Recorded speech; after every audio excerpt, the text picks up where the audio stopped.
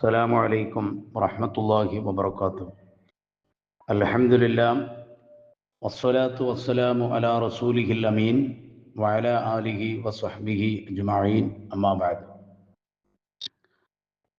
നോമ്പിൻ്റെ നിയ്യത്തിനെ കുറിച്ച് പറയുമ്പോൾ നോമ്പിൻ്റെ അനിവാര്യ ഘട്ടങ്ങളിൽ അതിപ്രധാനമാണ് നിയ്യത്ത് ചെയ്യൽ അഥവാ നോമ്പിനെ കരുതൽ.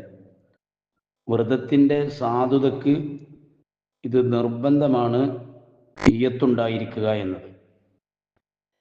ഇതിന് ആധാരമായി വന്ന ഹദീസുകൾ ധാരാളമുണ്ട്. ഇമാം ബുഖാരി റഹ്മത്തുള്ളാഹി അലൈഹി തൻ്റെ സഹീഹിൽ ഉദ്ധരിക്കുന്ന ഹദീസിൽ കാണാം, ഇന്നമൽ അഅ്മാലു ബിന്നിയ്യാത്ത് വ ഇന്നമാ ലികുല്ലി ഇംറിഇൻ മാ നവ എന്ന് തുടങ്ങുന്ന ഹദീസിൽ കാണാം, നിശ്ചയം എല്ലാ പ്രവൃത്തികളും സാധൂകരിക്കപ്പെടുന്നത് അത് നിയ്യത്തിന് അനുസൃതമാകിയിരിക്കും. നിയ്യത്തുകൾക്ക് അനുസൃതമാണ്. നോമ്പിൻ്റെ നിയ്യത്തിൽ പ്രധാനമായി അറിഞ്ഞിരിക്കേണ്ട കാര്യങ്ങളുണ്ട്. അഥവാ നിയ്യത്തിൻ്റെ സ്ഥാനം അത് മനസ്സാണല്ലോ. മനസാന്നിധ്യമില്ലാതെ നിയ്യത്ത് ഒരിക്കലും ശരിയാവില്ല.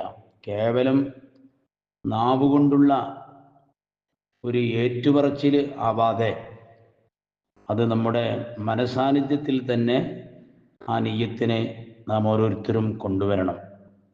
എന്നാൽ നാവുകൊണ്ടുള്ള മൊഴിയൽ അത് നിർബന്ധമില്ലെങ്കിലും അത് സുന്നത്താണ്. അതുകൊണ്ട് നിയ്യത്തിനെ നമ്മൾ മനസ്സിൽ കൊണ്ടുവരുന്നതോടുകൂടെ തന്നെ അത് നാവുകൊണ്ട് പറയൽ സുന്നത്താണെന്ന് നാം മനസ്സിലാക്കണം.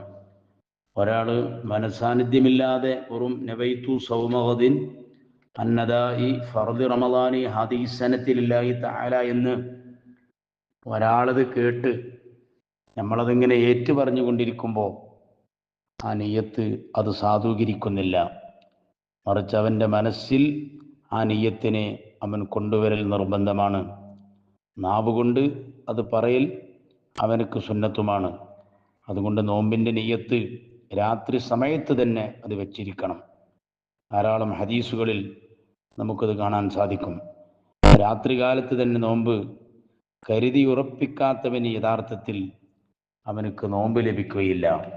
ഇവിടെ രാത്രി കൊണ്ട് ഉദ്ദേശിക്കുന്നത് സൂര്യാസ്തമയം മുതൽ പ്രഭാതം വരെയുള്ള സമയമാണ്. നിയ്യത്ത് രാത്രിയുടെ അവസാന പകുതിയിൽ വേണമെന്ന നിബന്ധനയൊന്നും ഇല്ല.